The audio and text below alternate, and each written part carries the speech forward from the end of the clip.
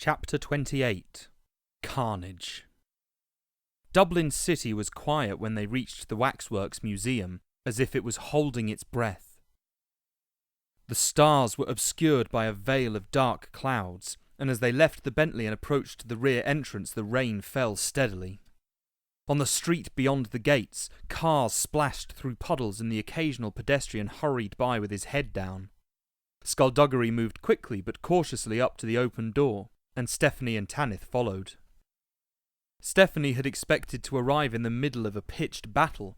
She expected to hear the sounds of fighting, but the waxworks was silent. As they walked through the exhibits to the hidden door, Skulduggery slowed and eventually came to a complete stop. "What's wrong?" Stephanie whispered. He turned his head slowly, peering into the darkness. "I don't want to alarm anyone, but we're not alone."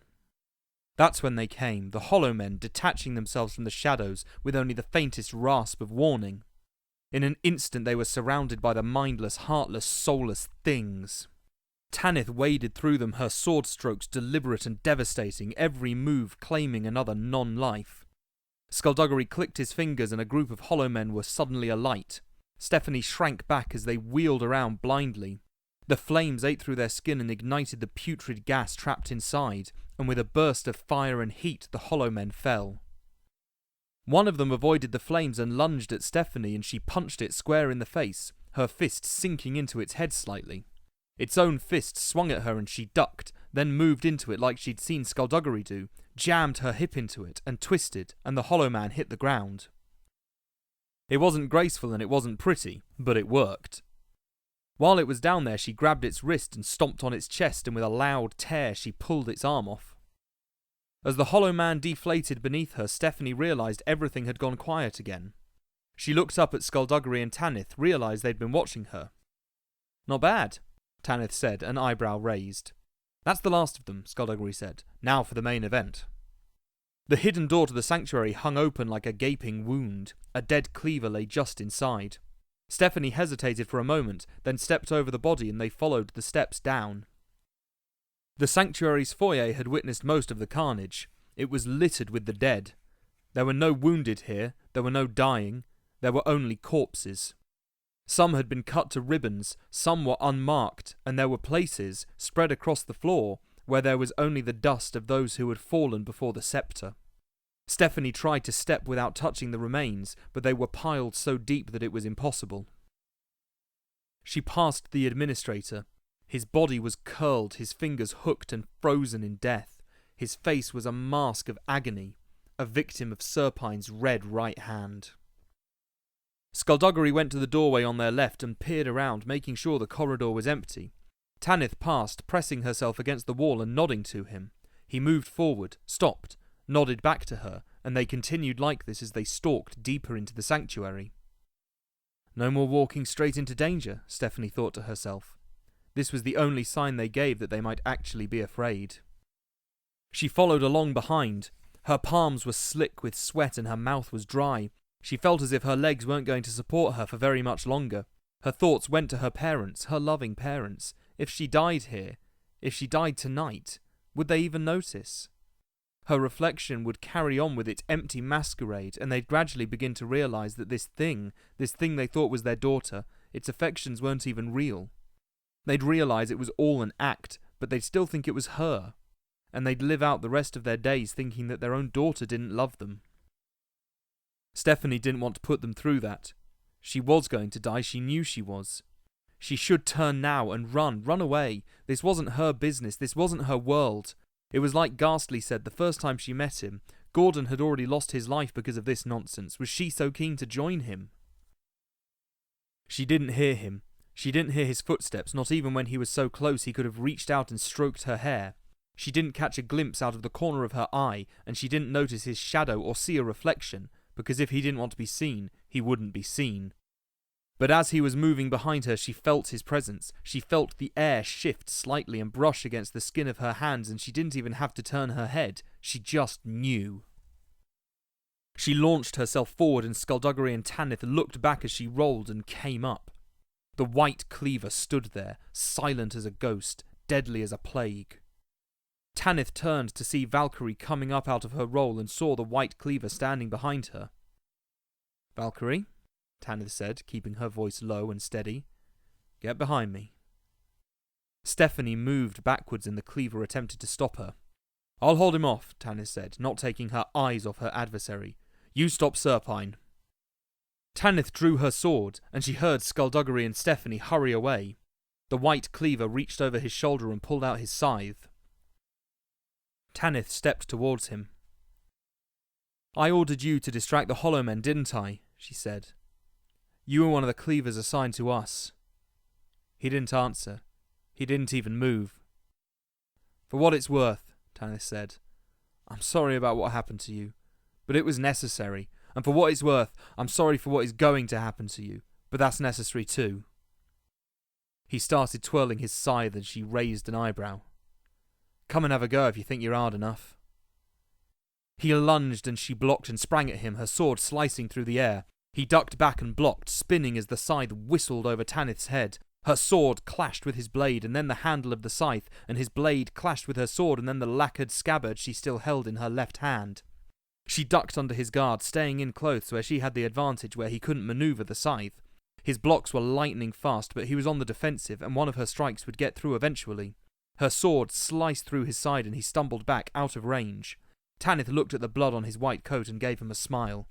Then the blood started to darken and a black stain moved over the red. Her smile dropped and the bleeding stopped altogether.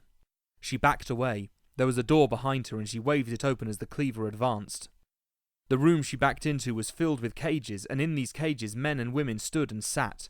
She realised instantly where she was: the sanctuary's jail. The people in these cages were the worst of the worst, criminals of such a sickening and grotesque order that they had to be held here in the sanctuary itself. The cages bound their powers while at the same time sustaining their bodies, keeping them healthy and nourished. It meant neither the elders nor the cleavers had to bring them food and water. These criminals only had themselves for company. And when the person in the cage next to each of them was as maniacal and as egotistical as they were, that was hell itself. The cleaver pursued her steadily down the steps, sparks flying as their blades clashed.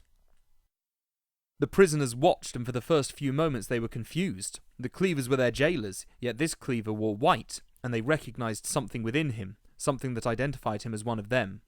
They started to shout and cheer as Tanith was forced back, enemies all around her. She blocked a strike and her bruised wrist gave way. The cleaver took full advantage, his blade passing along her belly, drawing blood. She grimaced in pain and retreated under the cleaver's impossibly fast onslaught, barely managing to keep up her defence. The prisoners laughed and jeered, reaching through the cage bars at her, pulling at her hair, trying to scratch her.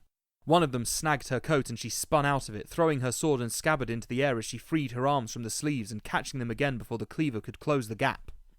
He swung and she blocked with the scabbard and flicked up with the sword, but he was twisting the scythe, deflecting the strike and coming back with one of his own. Tanith dodged back, lost her footing and went into a backwards roll as he brought the scythe down, the point of the blade striking the ground where she had just been. The prisoners howled with laughter as she turned and ran to the wall, the cleaver right behind her. She jumped to the wall and kept going till she was upside down, and she crossed the ceiling, trading strikes with the cleaver below her. He was forced to walk backwards to defend an attack over his own head. The cleaver slashed and missed, and she saw her chance and took it. She struck his left hand with her scabbard, and his fingers opened. She dropped and flipped, landing before he could recover, and snatched the scythe from his grasp. She kicked out and he stumbled back, and she drove her sword into him. The prisoners stopped jeering. The cleaver took a step back. Tanith swung the scythe, burying the blade in his chest. He fell to his knees, black blood dripping onto the floor. She looked down at him, felt his eyes through his visor, looking back at her. Then his weight fell back onto his haunches, his shoulders sagged, and his head lolled forward. The prisoners were muttering now, cheated out of seeing her die. Tanith gripped her sword and pulled it from the cleaver's body, snatched up the scabbard and ran for the steps. She heard a crash from elsewhere in the sanctuary, the repository. An urgency lent her speed. Just as she neared the top step, however, one of the prisoners laughed. She turned, and, to her horror, saw the white cleaver standing, pulling the scythe from his chest. "He can't be stopped," she said to herself, "just like Serpine, he can't be stopped." She ran the last few steps to the door, and just as she reached it, the breath went out of her. She stopped, frowning, willing her body to move, but it wouldn't listen. She looked down at the tip of the scythe that protruded through her chest. She turned, cursing herself, saw the cleaver walking up the steps toward her. That was some throw. She almost laughed. Her right arm was numb, and her sword fell from her grip. He stepped up beside her and took hold of the scythe. He circled, moving her around, looking at her like he was observing her pain, remembering what it was like. A twist of his hands and she was forced to her knees. She gasped when he removed the weapon, saw her own blood, deep red, mix with the black blood already on the blade. Her body was shutting down. She wasn't going to be able to defend herself. He raised the scythe. Tanith looked up, ready to die, then realised that when he had circled her he had passed through the doorway and was now standing out in the corridor. She lunged, slamming the door in his visored face. She pressed her hand against it and whispered, "Withstand."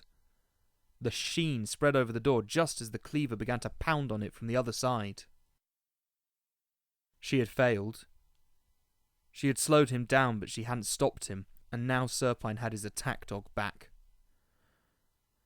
Tanith tried standing, but her body couldn't take any more. She slumped to the ground. The prisoners watched from their cages with delighted eyes, and as her blood seeped through her tunic, they started whispering.